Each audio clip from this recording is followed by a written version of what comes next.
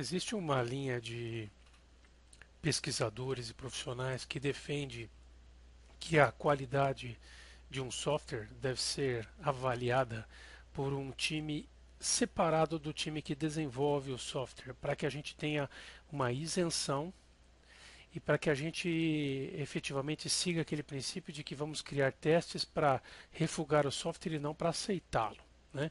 Vamos tentar evitar assim a contaminação daquele carinho, né, que o desenvolvedor tem pela aplicação dele.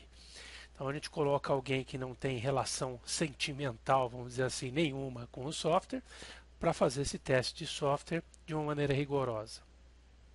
Esse é um princípio bastante válido, muito aplicado em diversas empresas, que acabam constituindo uma área chamada área de qualidade, né, ou time de teste, ou time de qualidade de software.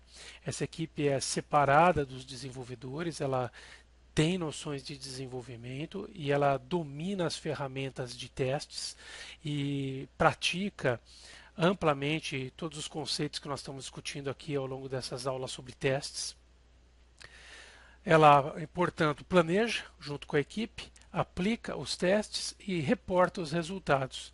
Especialmente aquilo que falha é encaminhado de volta para a equipe de desenvolvimento para uma correção e futuramente um reteste.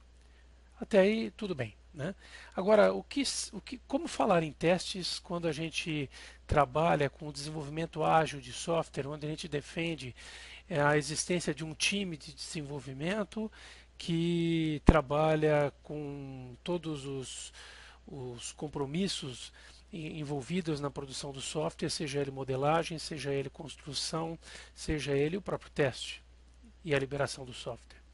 Bom, no caso dos métodos ágeis, a gente vai delegar papéis, que são esses papéis de teste, para a equipe. E os próprios desenvolvedores vão se organizar de uma forma a elaborarem os testes, aplicarem e reportarem seus resultados. O ideal é que o desenvolvedor de uma aplicação ele faça o teste unitário da sua própria aplicação e depois os demais testes sejam feitos com a participação de mais alguém da equipe. Então, os testes de integração, testes de sistemas vão ser feitos com a participação de outras pessoas do time, não só aquele desenvolvedor daquele componente de software produzido. A equipe toda deve participar da elaboração dos casos de teste. Então, os casos de teste são discutidos em conjunto, são elaborados em conjunto, depois eles podem ser aplicados. Estou falando aí dos testes de sistema e os testes de integração, aí eles podem ser aplicados por qualquer membro da equipe. O importante é uma boa definição do teste. Quem aplica depois é mero detalhe, né? O reporte dos incidentes, né, dos erros encontrados, das falhas encontradas no software, perdão, que podem ter sido originados por erros de programação. Essas falhas são enfileiradas para o time de desenvolvimento e vão constituir um backlog adicional ao produto, um backlog de correção, né? Então aí a gente dentro de um processo Scrum nós temos a produção normal do software acontecendo seguindo o backlog do produto e alguns itens do backlog do produto que apresentaram falhas eles voltam para a fila de desenvolvimento, ou seja, volta para a fila de backlog do produto, só que agora como correção do produto parte X.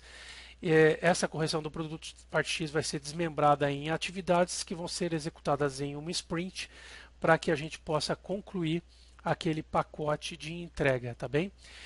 Fazemos isso para tentar não afetar o ciclo total de produção que o Scrum tem, com um número de dias máximo determinado para que a gente entregue uma aplicação. Então, logicamente, a gente trabalha com princípios muitas vezes de programação em pares e outros princípios que nós já discutimos anteriormente quando falamos de Scrum, que vão ajudar a tentar gerar um código certo já da primeira vez, na primeira tentativa, e entregar isso o quanto antes para o nosso cliente, ok?